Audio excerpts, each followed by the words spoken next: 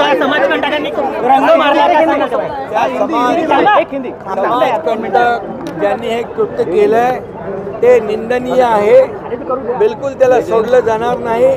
Police आयुक्तांची मी स्वतः बोललोय, मुख्यमंत्र्यांनी देखील त्याच्यामध्ये लक्ष घातलंय आणि म्हणून ही बाब गांभीर्याने घेतलेली आहे। कुठल्याही परिस्थितीमध्ये समाजकंटकाला सोडलं जाणार नाही, त्याच्यावर कठोर कारवाई केली।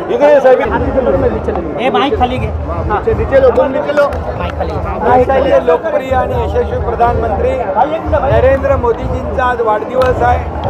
वाढदिवसाच्या निमित्त मी त्यांना खूप खूप शुभेच्छा देतो, त्यांचं अभिष्ट चिंतन करतो आणि या वाढदिवसानिमित्त सकाळपासून संपूर्ण राज्यभरामध्ये विविध लोकाभिमुख कल्याणकारी योजनांचे कार्यक्रम सुरू आहेत आणि संपूर्णपणे आज इथं देखील मुख्यमंत्री ग्राम समृद्धी अभियान या ठिकाणी सुरू झालं। सेवा पंधरवडा देखील सुरू झाला।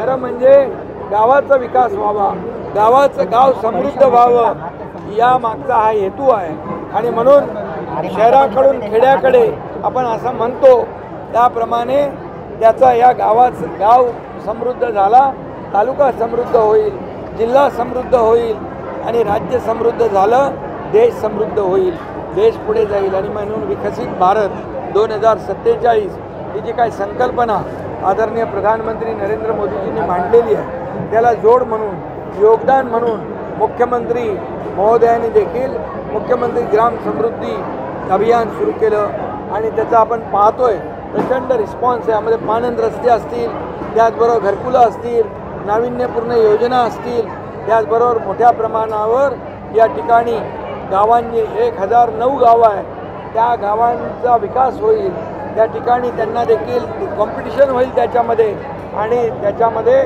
प्रत्येकाची स्पर्धा होईल गावाचा विकास करण्यासाठी आणि त्यांना मोठ्या प्रमाणावर बक्षीसं 250 कोटीची बक्षीसं या ठिकाणी त्यासाठी ठेवली आहे। पहिलं बक्षीस 5 कोटी रुपये आणि त्याचबरोबर या जिल्ह्यात 1.5 लाख झाडं वृक्षारोपण लावण्याचा देखील जिल्हाधिकारी आणि आपल्या जिल्हा परिषदेचे शिओ यांनी संकल्प घेतला आहे।